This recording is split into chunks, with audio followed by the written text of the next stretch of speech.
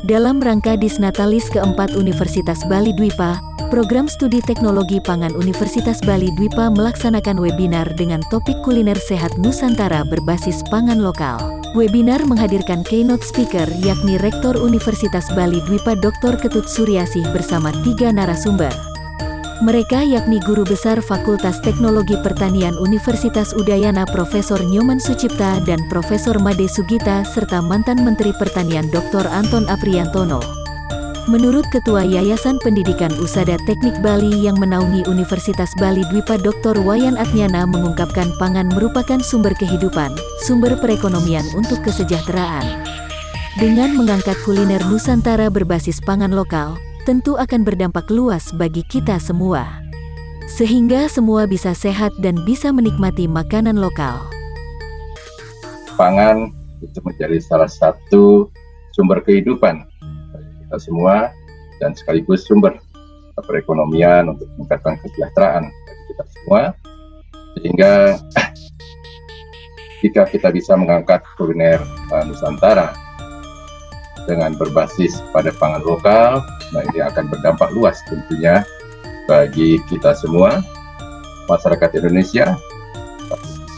Kita semua bisa sehat, bisa menikmati makanan-makanan yang sehat, yang bersumber dari pangan lokal, dan tentunya di sisi lain hal ini bisa meningkatkan kesejahteraan bagi masyarakat kita secara umum, karena bagaimanapun Indonesia adalah negara agraris, di mana banyak sekali berbagai macam pangan lokal yang tentunya ini bisa kita angkat menjadi kearifan lokal, menjadi kuliner yang baik, yang sehat, yang bergizi, dan kedepannya tentunya kita bisa berharap agar pangan lokal kita atau kuliner Nusantara yang berbasis pada pangan lokal ini bisa juga go internasional, dikenal di antero dunia.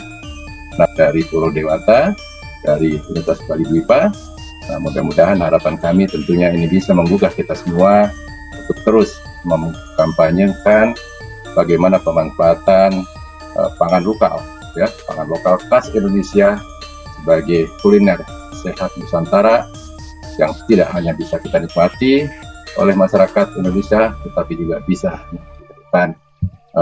menjadi pangan Nusantara yang dikenal di seluruh dunia. Atnyana yang merupakan tokoh pendidikan lulusan ITB ini menambahkan pihaknya di Universitas Bali Dwipa mempunyai 4 program studi yang bisa bersinergi untuk mengangkat kearifan lokal. Di mana produksi pertanian kita nanti yang mempunyai keunggulan, bisa diolah menjadi produk makanan atau kuliner yang sehat.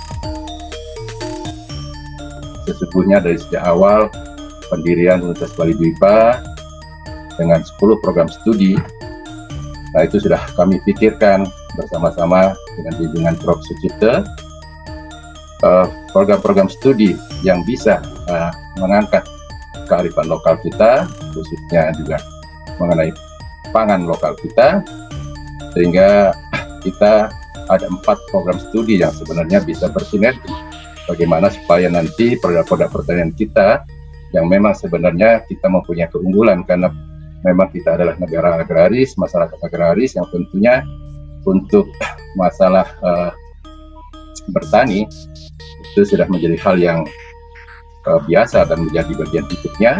Hanya saja tentunya harus kita pikirkan bagaimana nanti produk-produk pertanian ini bisa kita olah sedemikian rupa ke depan sehingga menjadi olah-olahan bahan makanan atau kuliner yang bisa sehat, ya tentunya dengan setelah pasca panen kita penanganan dan pengolahan yang bisa kita lakukan, seperti bagaimana nanti sistem pengawetan, penyimpanan, penggudangan, sampai pengolahan diversifikasi dari produk-produk pangan itu dan sampai pada pengguna atau masyarakat, nah itu tetap sehat.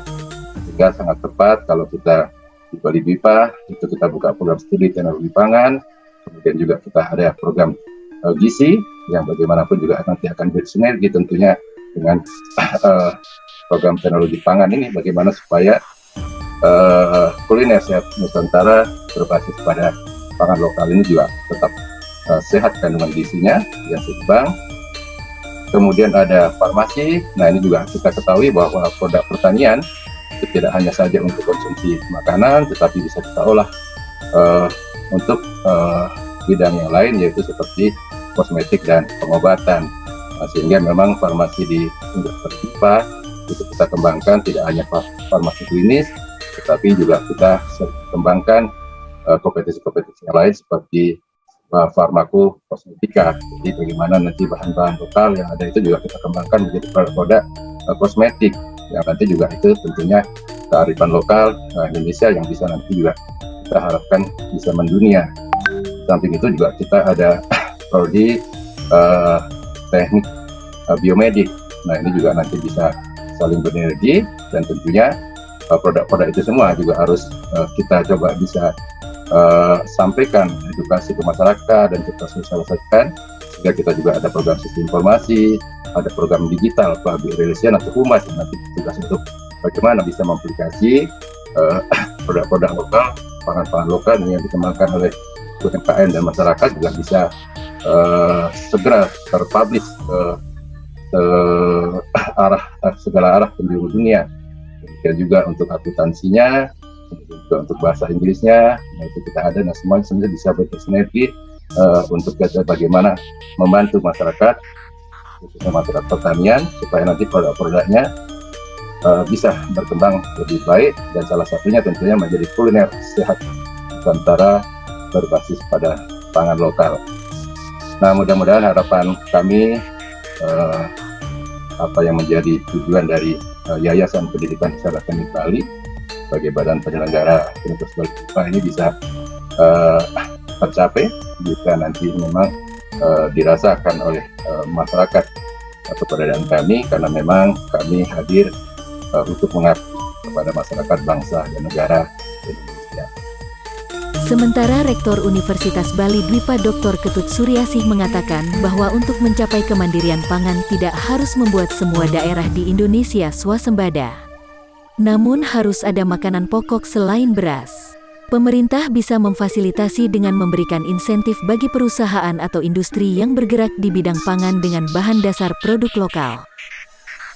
Bahwa pencapaian kemandirian pangan tidak harus dengan cara membuat semua daerah di Indonesia swasembada. Namun paling tidak ada makanan pokok selain beras yang bisa dan mudah diterima oleh masyarakat. Pemerintah bisa memfasilitasi hal ini dengan memberikan insentif bagi perusahaan atau industri yang bergerak di bidang pangan dengan bahan dasar produk lokal. Insentif tidak harus berupa suntikan modal atau bantuan fasilitas, tetapi namun bisa dengan memberikan keringanan pajak dan kemudahan dalam beroperasi. Demikian yang dapat saya sampaikan mengenai kebijakan pangan nasional untuk mencapai kemandirian pangan.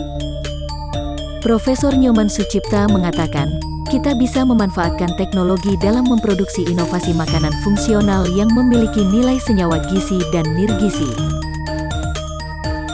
Digital dengan pemanfaatan teknologi adalah untuk memproduksi inovasi usaha kuliner Nusantara.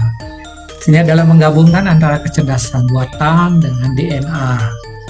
Disrupsi digital dengan pemanfaatan teknologi ini akan menjadi sebuah inovasi makanan fungsional yang mengandung gizi, nirgizi yang sangat bermanfaat untuk tubuh kita.